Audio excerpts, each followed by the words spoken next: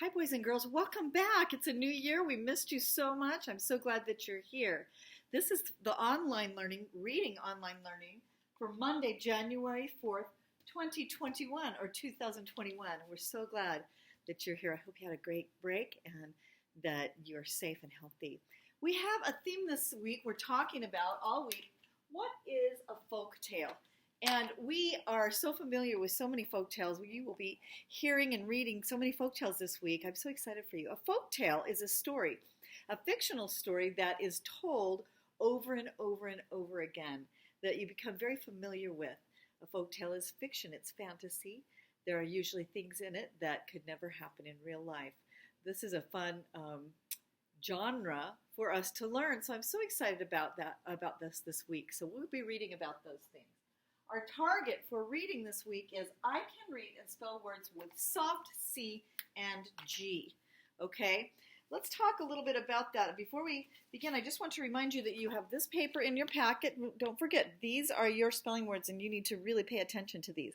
We have some soft C and G words here, and DGE words. We'll talk a little bit about that, okay, as we go along. So don't forget that. And then you have your Wonders Words to Know page that has soft C and G and DGE words, or high frequency words, and some fluency sentences.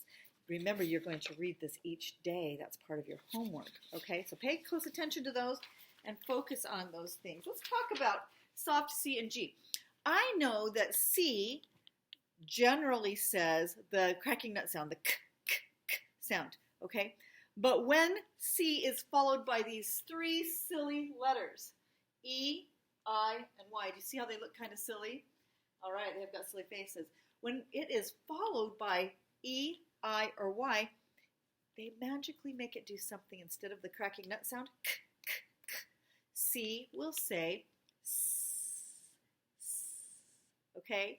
So we've got a few words right here. Let's just look at our spelling words. This is the first one, rice. E here is doing two things. E is making I say its own name, but because it is next to the C, and E comes after the C, it makes the C say S. So this isn't rike, it's rice. The same thing happens here. The E affects the I by making it say its own name, but because it is next to the C, it's one of our silly letters, it makes it say S, nice, okay? The same thing happens with G. Generally, we know that G says G, G, G. That's its hard sound, G, G, G. But when it is followed by one of these three silly letters, E, I, or Y, it magically changes it to say J, J, J, the J sound. That is the soft sound of G, J, J, J. So, I have the word page. Page. Instead of peg, the E makes the A say its own name, yes, but because the E comes right after the G, it makes it say J, J, like J, the soft sound of G, page. Here's the word age. The E is doing two things. It's a magic or silent E for the A, and then because it comes right after the G, it makes it say J, okay? Here are two other examples of soft G, okay? Wedge, and I kind of accidentally underlined the E there. We don't need the E. But DGE, we see oftentimes.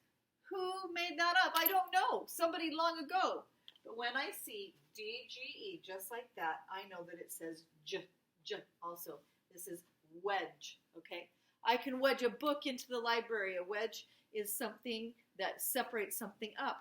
But you need to know that because the E is there, it says J. And for some reason, they combine the DGE to do that. Here's another one, a ledge. Okay, the cougar stood on the ledge to look down off the ledge. I don't know, is that a good one? I don't know. We have like a ledge of a window. We can have a ledge in the canyon. That's where we'll pretend the cougar came. Anyhow, there's the DGE, but because the E is after the G, it makes it say J. And oftentimes they'll combine the DGE. So we just need to know that DGE, okay? Here are a couple of review words from last week, like, right, and then two of our high-frequency words. So again, soft C and G. C and G each have their hard sound, K, C, and G's hard sound is G. But when it we have a silly E or silly I or silly Y after either of those letters, it changes them from their hard sound to their soft sound. C would be S, G would be J. Something we need to know because we run into that all the time. Let's go over a couple of our high frequency words and our vocabulary words for this week, okay? So how about vocabulary words first? These have to do with our theme, what is a folk tale? So let's look at this one first. This is tale, okay? This says, this teacher is reading a tale or a story to the kids. And maybe this is a story that they've heard many times. Remember, it's a story that's passed down, okay? Eventually, this is a big word, I love it. Eventually means finally or after a while. This baby is learning to walk. Eventually, it will learn how to walk. He will learn, or she will learn how to walk. This word is timid. Timid means a little bit shy or afraid, okay? This boy is being timid. He's a little bit shy or afraid, excuse me, to knock on the door. Hero. Oftentimes in our folktales, we see the word hero. A hero is someone who is brave and good. Okay, this man is a hero. He risks his life to put out fires. This word is foolish. Foolish means silly or unwise. This girl forgot to set her alarm clock. Oh no, that's a foolish thing to do. Foolish. Sometimes in folktales, there will be a character who will be a little bit foolish. These are our high frequency words. We need to know them by just seeing them. So we're going to go over them and know them, okay?